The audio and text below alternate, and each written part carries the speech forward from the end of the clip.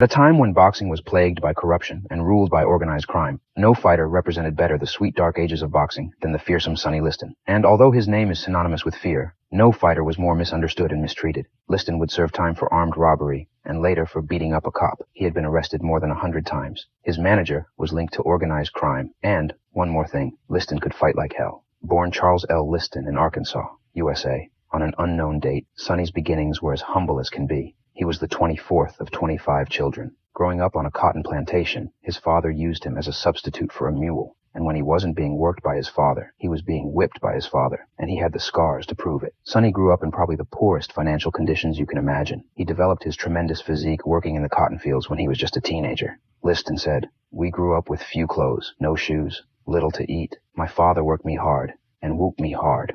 At the young age of 13, Sonny mustered the courage to leave his abusive father. Completely alone, he hitchhiked to St. Louis to reunite with his mother. But Sonny, since he couldn't read or write, had almost nothing going for him at his new school. So he took to the mean streets of St. Louis, where his tremendously stocky physique and appearance of a man gave him fear and respect, and eventually led him to a life of crime. He eventually started dropping out and not going to class, and his formal education didn't get very far. As a teenager, Liston had racked up charges of larceny and armed robbery and was known to the police as a Nixie fighter, a man not afraid to fight the cops. Eventually, every police car in St. Louis had a picture of Liston taped to their sun visors. The man had a target on his back. In 1956, in a brawl with a police officer, the cop wound up with a broken knee, and Sonny managed to run off with the cop's gun. Then, after his release, he wound up in another fight with a policeman, wound up putting him upside down in a trash barrel. But his sentence soon turned into a blessing, as he was able to thrive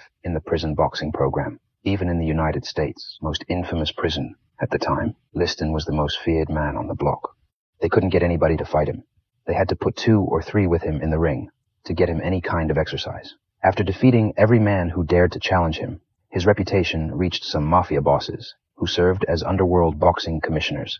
His potential in the boxing world and mob connections helped get him an early parole, and also on the outside landed Sonny a job as a mafia leg breaker. Frankie Carbo, a former professional killer for Murder Incorporated, now ruled the boxing game from the shadows and was now the undercover manager of Sonny Liston.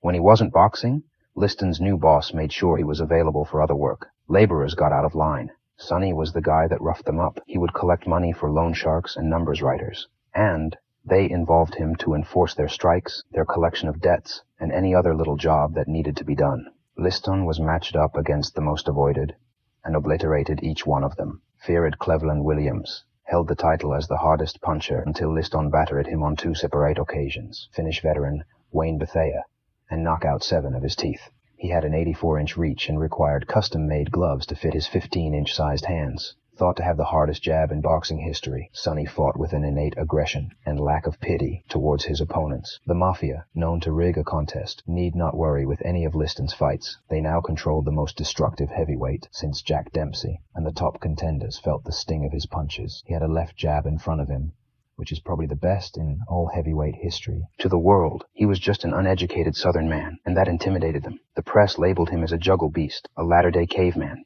It was then that Liston embraced the role of a villain. Newspapers painted him as a bad fella, but for people that were around him, and people he knew and liked, he was a good fella. He'd do anything for you. All he desired to do was to live a normal, peaceful life, but he was unfortunately never able to do so. Sadly, being misunderstood by the world is what pushed Liston into a life he didn't want to live. Throughout his career, he was given identities that he desperately tried to shake off. He was an illiterate, an ex-con, a leg breaker, and without a doubt, the most intimidating heavyweight champion of all time.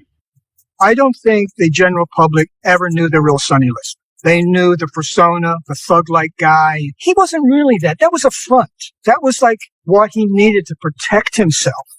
Deep inside, he was misunderstood, insensitive, and wounded, and that rejection, that denial of a second chance to prove himself, hurt him the rest of his life. Sonny was one of the most charming people I've ever known in sports, but he didn't share it with people because he had been burnt so often. He was very cuddly and affectionate. I never saw that side of Sonny that's been described as so menacing. He just wasn't like that. He was a fun-loving person.